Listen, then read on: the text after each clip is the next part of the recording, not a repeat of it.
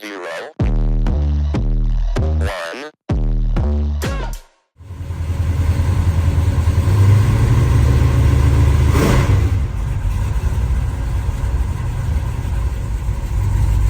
So some of you are familiar with the Tic Toc Tach.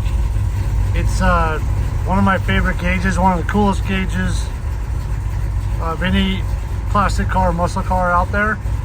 It actually has a working clock in the middle and then a tachometer on the outside, thus the name Tic Toc Tach. But how accurate is it?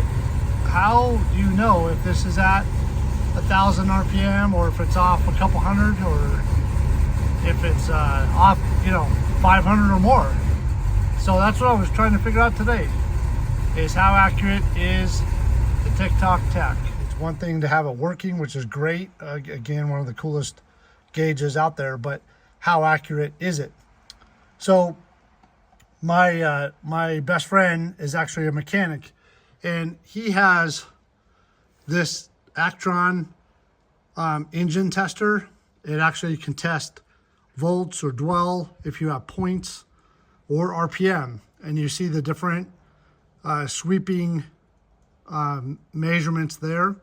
The one we're going to look at is that top red line for 8 cylinders. So it's actually the second set of white numbers from the top. The first set is measuring volts. The second set measures RPM, and you have a 6 or 8 cylinder, and we're going to measure for 8 cylinder, obviously, because I have a 383 stroke to 496 cubic inches. And you connect this up to the negative side of the coil and to the a ground. So grounded on the battery, or grounded somewhere where you know there's a good ground, and that will show you your RPM. And this machine is actually very accurate.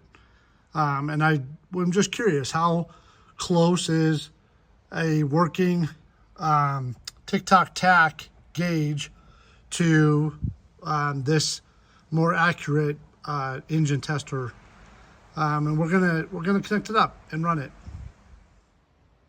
All right, I have the engine testing machine. I have one wire going to the negative post on the battery, and then the other wire running across and connected up to the negative side of the coil, which is where the tach pulse signal comes from. So we're going to run it and try to get this close inside, to where I can see actually both the RPM on this and also the RPM on the Tic Toc Tach. All right, got the car started, and it looks like it's just a hair over 800 RPM on the engine tester, and then again the Tic Toc Tach is also at 800. So let's rev it up here. Let's get an even 1,000 on the Tic Toc Tach, and it looks like it's just under 1,000 on the engine test machine. So it's off just maybe 10.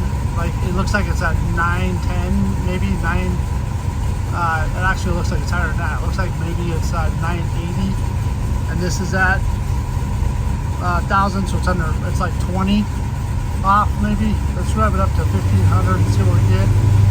So that's about 1,500. I'm gonna try to hold it steady here. So like 1,500 on the Tic Toc Tach, and it's pretty close on the engine testing machine. About 1,500. Let's go to 2,000. So 2,000 is about right there on the Tic Toc Tach, and it's just over 1,800 on the machine. So it looks like as you go higher, it gets a little bit further off testing machine to be at 2,000. I'm at 22, so it's about 200 off now. But not too bad. It's actually pretty close. So 200 off at around 2,000 on the testing machine. But then when you come down to 1,500 again, you're pretty close on the testing machine. It's actually very close. And then down to 1,000 again, you're just about there. You're 50 off at that. And then idling is idle is right about 700 or so on both.